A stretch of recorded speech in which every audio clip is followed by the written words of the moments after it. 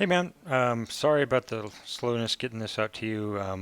It's just been a kind of a crazy day, but got all your stuff. Everything's looking good. I'm pumped about your new power meter on your bike and everything else. Yeah, it's kind of one thing I was noticing on my bike. I got my new power meter, and it seems like whenever I go under like a big tower or something, the power zeroes out, and I think it's not allowed to accept interference, or maybe the interference is coming in from the tower. But I thought that was kind of weird. Just side note, just thinking out loud. But so you're good, man. If I looked here, if we take a look at, let's just take a look at your week here. This is last year. This time I was looking at that earlier. So let's go to your week, and you can see you had that good build up to the weekend. Your FTP day, you were about -6 or so TSP, which is great. You came back very well, had a good weekend. I think you ended up -8, and for today you're at -3, which is perfect. This is exactly where that's our target range. So pretty happy about that. Um, if we go to your weekly cycling, oops, sorry, your calendar here. Let me see if I can get that up. You can see here were your big hits. So if we look at your training stress column, you can see there was a good hit on the 4th, and then the 5th, which would be over the weekend, and then you had these two good days here, which is great. This is the day we did the stress check on you, and all of that looks good. So very happy about that. Let me see. Do I still have your training stress planner? Your training stress planner. You landed. Your goal was. The week of the 30th to be 326, and I think you were very, very close. You were, let's see if I get over here to your weekly cycling report, and I'll just say last 30 days, so 324. So literally like 2 watt or 2 training stress points off. So can't ask for any better. You can see here, it might be a little bit hard to tell, but this blue line, the chronic training load, which is how much volume we're adding, is creeping up every week. Again, this week here we are scheduled for. Let me see, the week of the 6th for a 342. So we'll have that for you, 342, and then we're going to do a. I think on the calendar I was 1 week off, and so I might. We're going to make the week of the 13th your easy week. So we're going to try to add about 20 training stress points onto your calendar. So we'll have that to you here pretty soon. And let's see. So 324. Look at your 20-minute peak is going up again here too, and we're not really working on that yet. We will start on those 20-minute peaks. The week of March 6th. So those weekend 20-minute FTP style things, those are going to be, and I'm hoping that those will be outdoors. So let's keep our fingers crossed for at least some weekend riding outdoors where we can focus on that 20-minute power peak. And okay, so if we dig into some of that, we look at training stress by the. Actually, let me get down over here. Might be easier to do it. Training stress for the week. If I just look at your week, here they are. Good hits here. Everything good. Um, uh, these are all great, and you can see it if you look at last year at this time. I spent some time just doing that. Um, Last year at this time, you were your TSB was well. It's not going to tell me that. It's going to tell me what your current one is. But your TSB, most of the time you were like at 0 or whatever. So yeah, and your knee's holding out better too. And I think we're going to get you one more week, and this week coming up is going to look a lot like what last week looks like. Um, and we'll do that stress check again on Thursday that we did last week too. So we can check and make sure everything's good there. Time and zones, interesting. So if you look at, I was noticing this. You've had a lot of time, good time in threshold this week, which is all those FTPs. But if you look at last year at this time, you see that you were VO2 max and not as much threshold, and that might be just a good indicator to see that maybe what was that was might have been the start of the cause of the knee pain. So just thinking out loud that you were you could have been stressing your knee out with that more. This is much more what we'd like to see, just a smattering of VO2 max and all your working threshold, because that's your zone that we work, and we're not trying to do anything higher than that. So really good. The weekly time and distance. Hey man, looks like you got some outdoor riding this week, which is awesome. Compared to the week before, we didn't have anything, and then you got a little bit. You got a little bit out the week before. So all good there, man. Let me see here. What else do we got? If we I think we got the training stress, time and zones. Okay, so let's dive into your workouts each day. So Wednesday, this was the beginning of. Let me make sure I'm in the your marks week. So dude, you were awesome on these. Here are your lap splits. You can see where you're recovering to. You recover to way down here. Let me see, 58. Little bit longer there recovery, but that I don't mind. I'm good with that, especially as the first FTP of the year. That's all good. And here you're feeling good. I can see.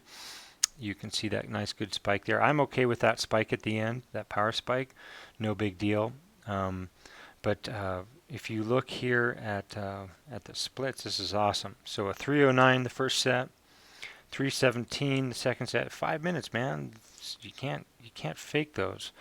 320. Actually, yeah, I'm sorry. I was looking at normalized power, not average power. 308, 320, awesome. 320, awesome. 321, awesome. 323. And look at your efficiency factor. You didn't start at the very end. You were holding on there and just barely squeaked under 2.0, but everything else was well above 2.0. And that is really cool.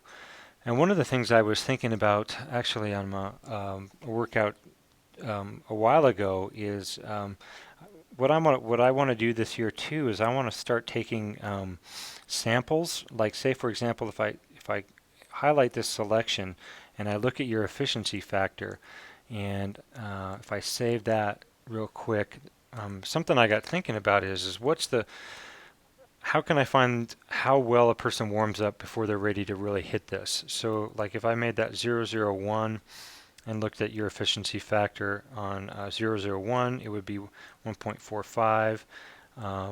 And because the more warmed up you are, to a certain degree, your efficiency factor will go up. But where will it start going down? So that's one of those things that I'm going to start taking a look at and thinking about more, because the warm up before a time trial is huge, and we want to make sure you're completely warmed up. And so you can see here on 001 your efficiency factor was 1.45, 1.42, and then of course like in lap 03 you were way over, you were 2.06. So yeah, I'm just going to do some investigating and see if I can figure out some kind of correlation between efficiency factor telling me how well warmed up, like what's the ideal amount of warm up for a time trial. So anyway, just food for thought. And then Thursday was that stress check day that we did. And you can see we did the stress check 1 and 2 here, 2.14, which is awesome for the stress check 1, 2.07. So dude, you killed it. No problems. You were feeling great. You actually, I mean, barely. If I divide those two numbers, I think that's like 2% of a decline between that and that. So you didn't get hammered by it. You might have been sore the next day, but your body was handling it. So that's what we want. Then Friday, this was just your straight spin, those kind of things. And then Saturday, these two sets here, I broke them out, and you can see here that you had an average of 234 and 254. Perfect. Just good long tempo sets. That's what we want. Nothing crazy. And even this here is another good a good section here that I didn't even mark. I probably should have. If I mark that here to set 3, it'll be a little closer, and we can see your average power there was 192. So hard, tempo, and then endurance. So Good 2 hour ride, dude. These are important, man. These are really important, and these kind of backfill all of that hard work that you do. So that's a great thing. I think this was the day you got outside, which is kind of fun. You can see, it looks like your 20-minute peak was indoors, and then you got outside and rode. And your laps look a lot like what I end up having to ride in my house. So, or at least at my work, we don't have a real good spot. I have to go around Mile High Stadium here to get a decent lap in. But this is good. More good stuff here. I think for the day, your training stress score was 69. That's because it was a 2 hour ride. Again, exactly what we want. And then here's your weights and your recovery. So this week here, coming up is going to be very, very much the same. As a matter of fact, hold on, I'm going to pause this for a second and then get up the spreadsheet. Okay, and if we look at your calendar here, you'll see you have this FTP1, and then we're going to go back to this Tempo C2, another stress check. So like I said, very similar. Here we're going up to from 70 to 90 minutes to 2 hours endurance.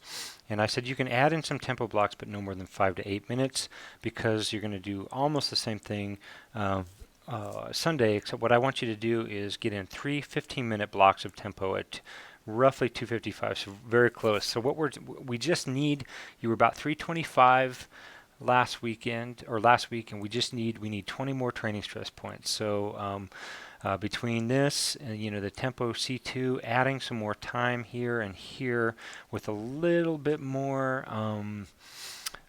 towards the 250 watt range, we should be very close to getting you up to 342. And then we will do this. This will be a recovery week here, so that'll be good. You'll need that, and I will keep an FTP1 in, even though it is going to be recovery. This will be all spin and very light. So you're going to be down to like 150. So you'll have basically like almost 70 points, training stress points from this deal, and then the rest of the week you've got this will be 25, 30, 25, 30, something like that, and long, slow distance kind of thing. So it should be pretty good. I think you'll have a fun time doing it. And I think you've got 40% of your time is on the TT bike, especially now that your power meter is good. You're doing good there. Another thing I was thinking about I know it's going to seem like really weird, but there might come a time where you want to practice putting your TT helmet on the wind trainer and just riding with that. Make sure you have a good fan on you, because man, this thing can roast your head. But start thinking about that too, riding with your TT helmet, because you know how you kind of feel like you're in a sort of in a fish bubble or something, like a fish tank or something. And just get used to that. Get used to keeping your head. I know that the newer helmets don't really have that teardrop at the end. So if you want to get your head down, but looking up, so all of those things. So nothing is going to be strange about your time when you first start out in your TT stuff. So when I was doing it, I would get a lot of weird looks at work because I would be downstairs with my TT helmet on and everything else. But it was important enough to really help me focus on it. And I didn't realize until I started practicing it how much that really did. It changed my riding. Just when the helmet fits weirder, the sounds bounce around differently, and everything else. And the more comfortable you can get with any of those things, so that there's fewer variables once you get out into the race course, it's all going to be good for you. So then you'll be just one more thing you'll be comfortable with. So yeah, man, doing awesome. You're killing it. Very happy. Those splits again, man, those were awesome. I'm just totally pumped about those things. Man, oh man, oh man. So you're well on your way, and hopefully we're taking care of your knee good. Nothing crazy, and that recovery week next week will help you. And we will keep you going, man. I love you, and we'll talk to you later. Thanks, man. Bye.